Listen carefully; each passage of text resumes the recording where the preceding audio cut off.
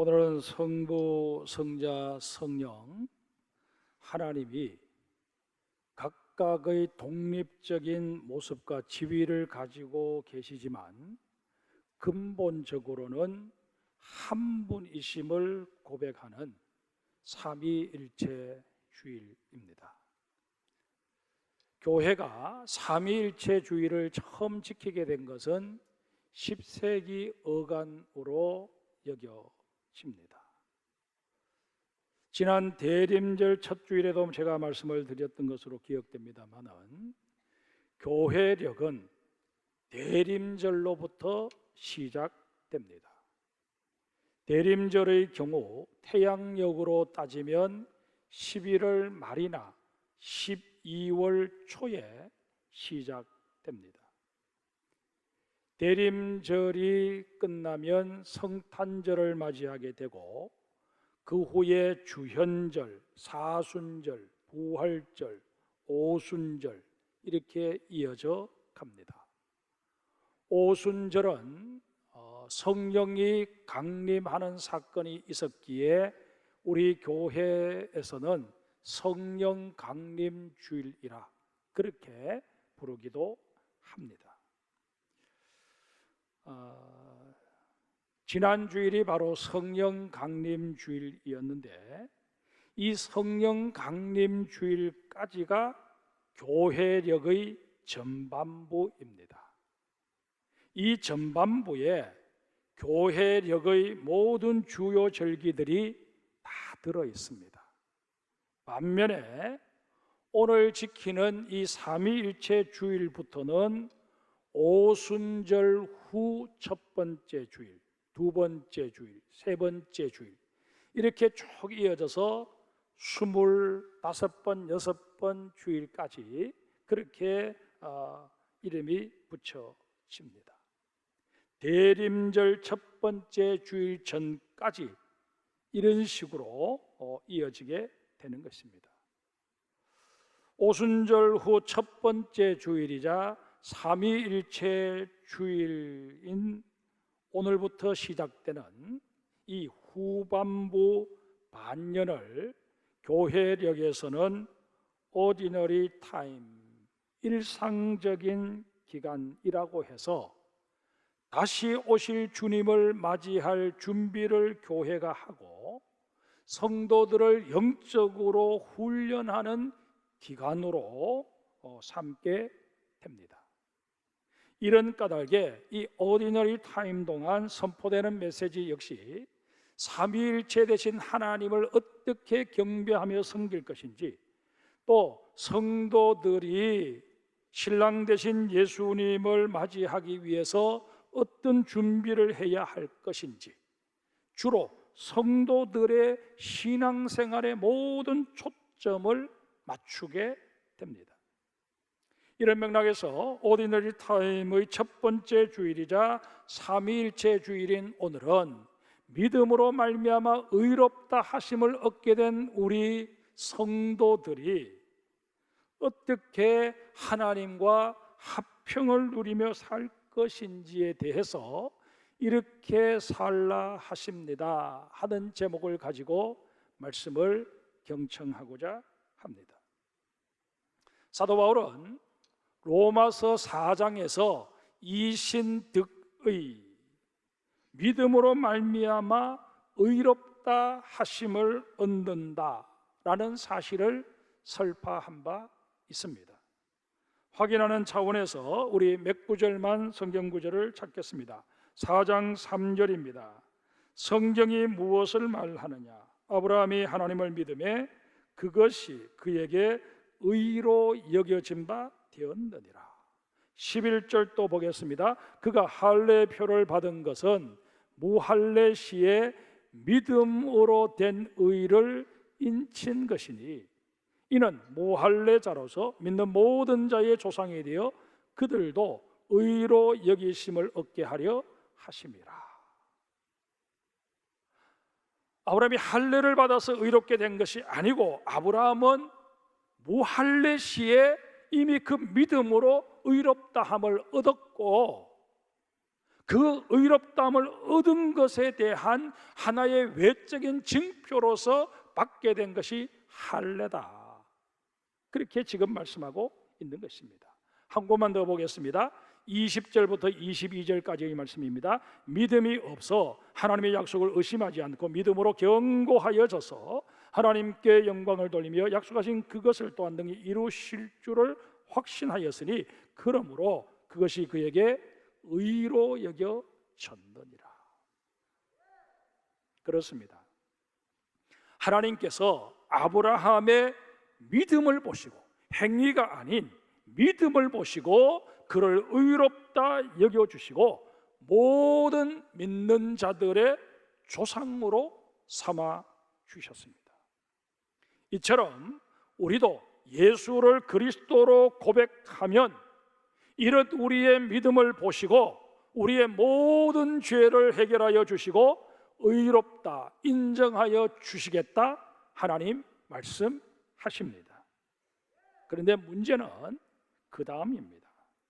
우리가 하나님께로부터 의롭다함을 받고 하나님과의 관계가 회복될 경우 우리는 마땅히 그에 상응하는 모습으로 세상을 살아가야 합니다. 그런데 이게 말처럼 생각처럼 쉽지 않다는 것입니다.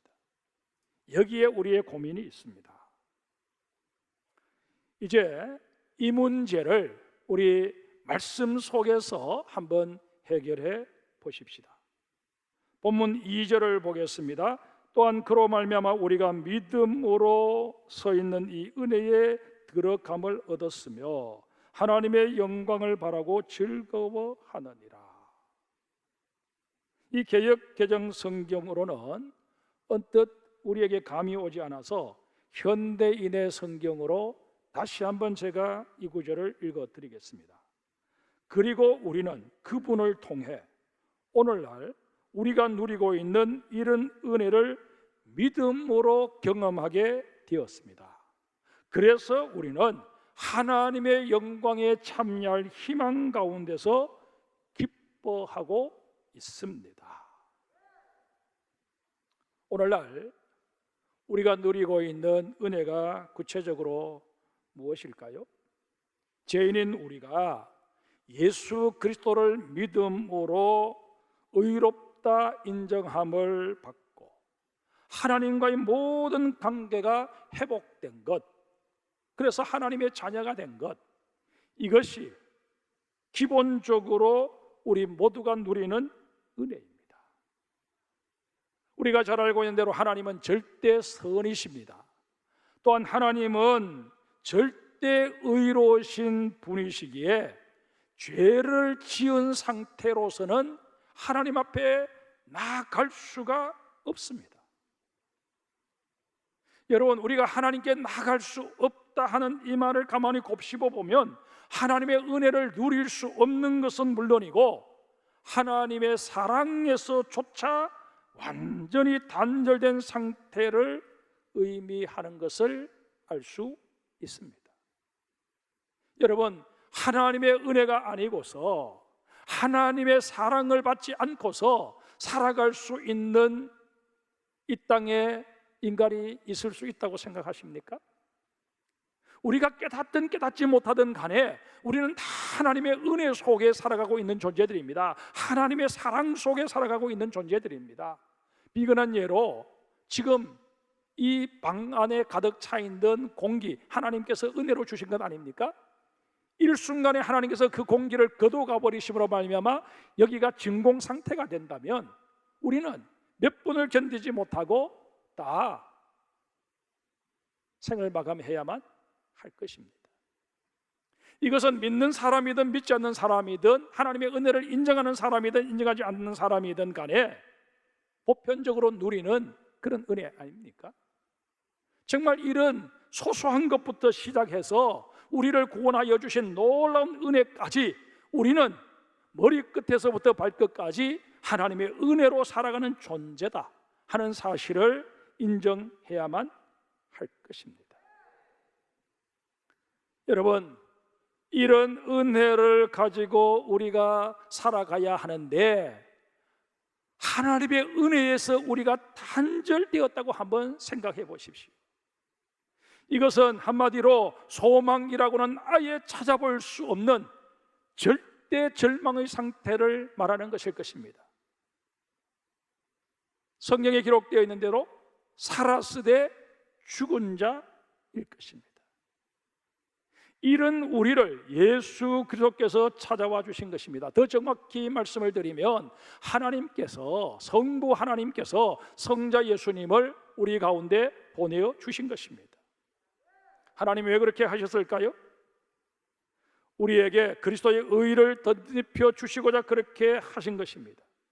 여러분과 제가 예수님께 나와서 예수님을 향해 나의 구세주이십니다 고백하기만 하면 하나님께서는 그 독생자가 가지고 계시는, 예수 그리스도가 가지고 계시는 그 의를 우리에게 덧입혀 주실 요량으로 예수 그리스도를 우리 가운데 보내어 주셨다는 것입니다.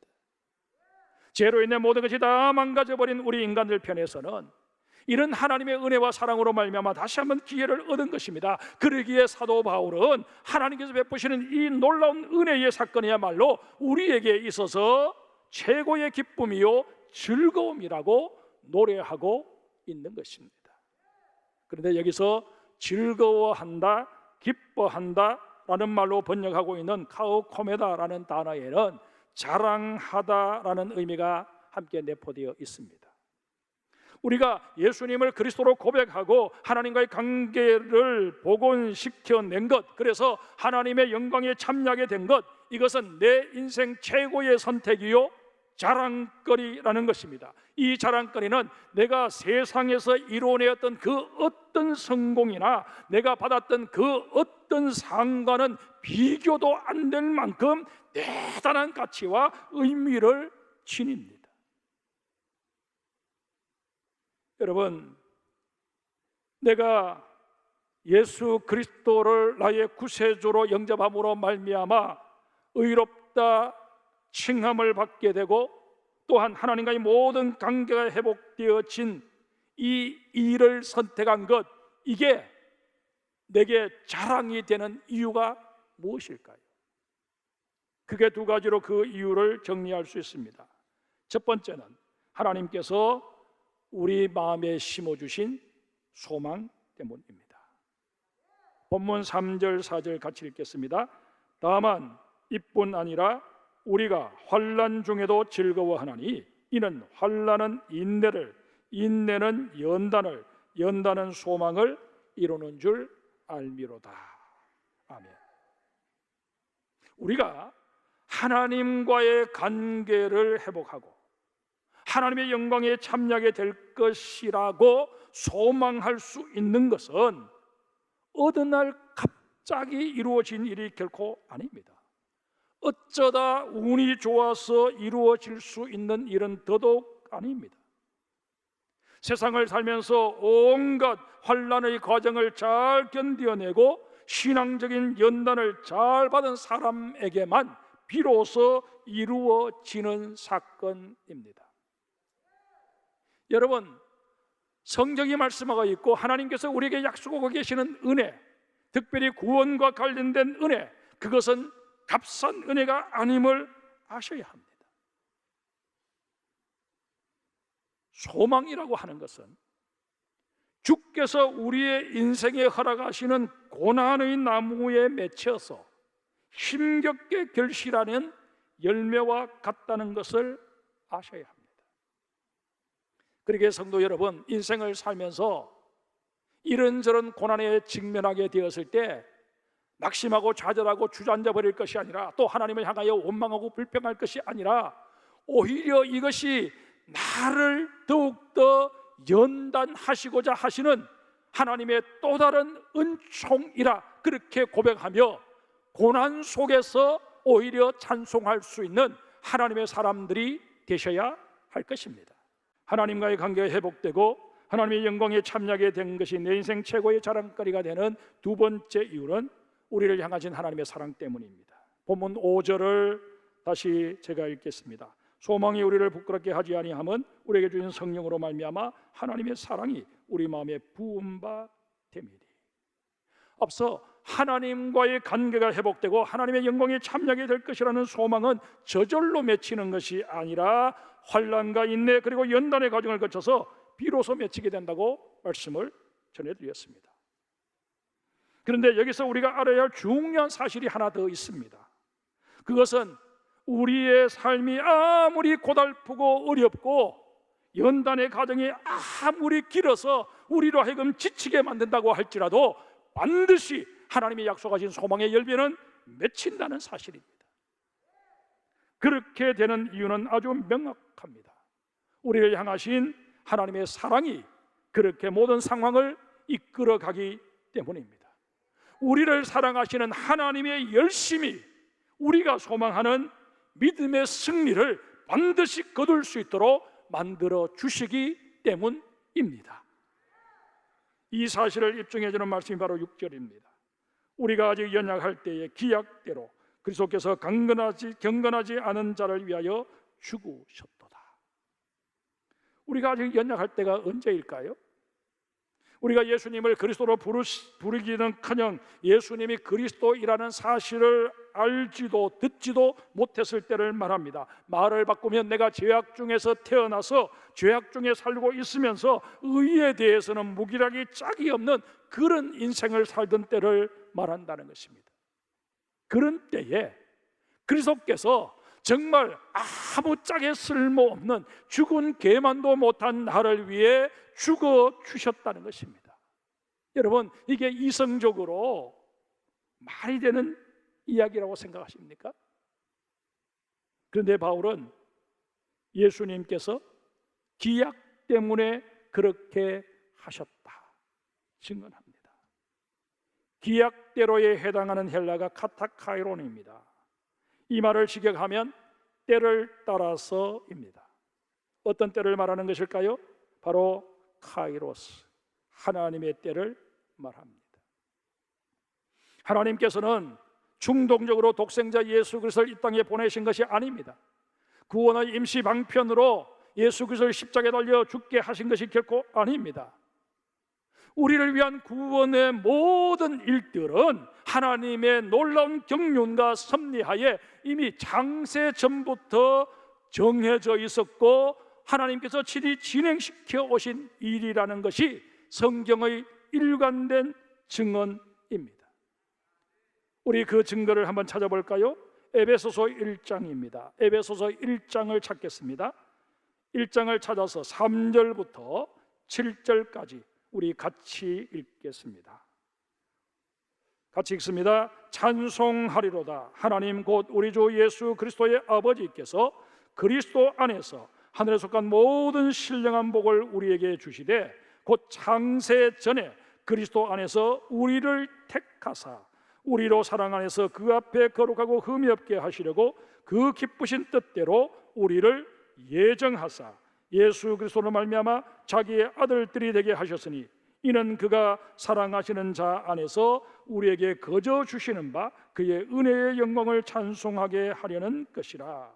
우리는 그리스도 안에서 그의 은혜의 풍성함을 따라 그의 피로 말미암아 속량 곧 죄사함을 받았느니라. 아멘. 우리의 구원과 관련된 일은 이미 창세 전에 계획되어 있었다는 것입니다. 그러기에 하나님께서는 우리 개개인을 향해서 내가 너를 모태에 짓기 전에 너를 알았고 내가 배에서 나오기 전에 너를 성별하였다라고 말씀하십니다. 여러분, 우리의 구원과 관련된 이 모든 일들, 하나님이 왜 나를 구원하여 주셨을까? 무슨 말로 여러분 설명하실 수 있겠습니까? 내가 잘났어? 내 공로 때문에? 내 의 때문에? 천만의 말씀입니다. 앞서도 말씀을 드렸지만 그 이유는 오직 하나뿐입니다. 우리를 향하신 하나님의 사랑 때문입니다. 밤을 지새우며 하나님이 왜 나를 구원하여 주셨을까 아무리 생각해봐도 하나님의 사랑이라는 이 말 외에는 그 어떤 말로도 설명할 길이 없습니다. 본문 8절에 보면 하나님께서 자기의 사랑을 확증하셨다라고 말씀하십니다. 여기서 확증하셨다에 해당하는 헬라가 시니스테신인데 현재형 동사입니다. 이 동사에는 항구적으로 일관성을 가진다라는 의미가 내포되어 있습니다. 이게 뭘 의미할까요? 하나님께서 예수 그리스도를 통해 나타내 보이신 사랑은 오고 오는 모든 세대를 걸쳐 그 영향력을 발휘한다는 의미입니다. 이런 까닭에 하나님의 사랑은 우리 조부님에게도, 부모님에게도, 나에게도, 내 자녀, 내 손자, 손녀에게도 유효하다는 것입니다. 시편 43편 2절에 보면 이런 탄식 섞인 기도가 기록되어 있습니다. 주는 나의 힘이 되신 하나님이시거늘 어찌하여 나를 버리셨나이까? 내가 어찌하여 원수의 억압으로 말미암아 슬프게 다니나이까? 공경에 처한 인간이라면 누구나 한 번쯤은 내뱉었을 만한 탄식입니다. 그러나 여러분, 감히 단언하건대 하나님께서는 우리를 버리신 적이 없으십니다. 내가 하나님에게서 등을 돌리고 멀리 갔을 뿐이지 하나님은 나를 버리신 적이 없습니다. 성경에 나오는 탕자의 비유도 아버지가 아들을 내쫓은 것이 아니라 아들이 집을 나갔고 그 아들이 되돌아왔을 때 아버지는 그를 환대해 주는 것으로 그렇게 묘사되어 있지 않습니까? 예레미야 31장 3절에 보면 하나님을 배반했다가 바벨론의 포로로 끌려가야 했던 이스라엘 백성들을 향해서도 하나님께서는 내가 영원한 사랑으로 너를 사랑하기에 인자함으로 너를 이끌었다 말씀하고 계십니다. 이게 우리 인간들을 향하신 하나님의 사랑입니다. 그러기에 사도 바울은 자신 있게 선포합니다. 누가 우리를 그리스도의 사랑에서 끊으리요? 환난이나 박해나 공고나 기근이나 적신이나 위험이나 칼이랴. 사랑하는 성도 여러분, 우리는 정말 하나님께로부터 분에 넘치는 사랑을 받았습니다. 그러하건만 까마귀 고기를 먹었는지 시도 때도 없이 우리는 그 사랑을 잊어버리곤 합니다. 여러분, 목사이기 때문에, 장로이기 때문에, 권사이기 때문에, 집사이기 때문에 세상을 이길 수 있다? 천만의 말씀입니다. 우리가 예수를 수십 년 믿었다고 할지라도 당장 이 예배를 드리고 세상으로 나아갈 때 주의 사랑에 감전되고 나가지 못하면 우리는 세상의 미혹에 당장 주차장에서 내 차를 막고 있는 차 때문에 다시 혈압이 오르고 화가 나는 그런 나 자신을 발견할 수밖에 없다 하는 것입니다. 주님 날 사랑하십니다. 주님의 사랑 때문에 내가 오늘 또 살아갈 수 있음을 고백합니다. 이 뜨거운 고백이 있을 때 우리는 나를 힘들게 하고 내 감정을 다시금 뒤흔들어 놓는 그런 삶의 상황들 속에서도 그리스도인으로서의 모습을 지키며 하나님의 자녀로서의 모습을 지켜낼 수 있을 것입니다. 여러분, 우리의 삶의 상황들 한번 생각해 보십시다. 갑자기 사랑하는 사람과 헤어져야 하기도 하고 승승장구하던 사업이 하루아침에 곤두박질 치는 기가 막힌 상황에 직면할 수도 있고 내가 또한 사고를 당하기도 하고 여러 가지 질병에 노출되어서 낙심되고 절망되는 그런 일들이 누구에게나 일어날 수 있습니다. 이런 때에 나를 버틸 수 있게 만들어주는 힘이 무엇일까요? 내 의지도 아니고 내 재산도 아니고 내 가지고 있는 지식도 아닐 것입니다. 우리 귓전에 들려오는 내가 너를 사랑한다, 내가 너를 사랑한다는 이 주님의 음성이 우리를 붙잡아 세워줄 것입니다.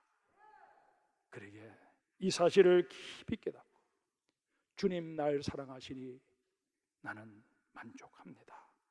오늘도 행복할 수 있고 감사할 수 있고 찬양할 수 있습니다. 매일매일 그렇게 고백하며 살아가는 우리 장성의 모든 성도들 되시기를 주의 이름으로 축복합니다.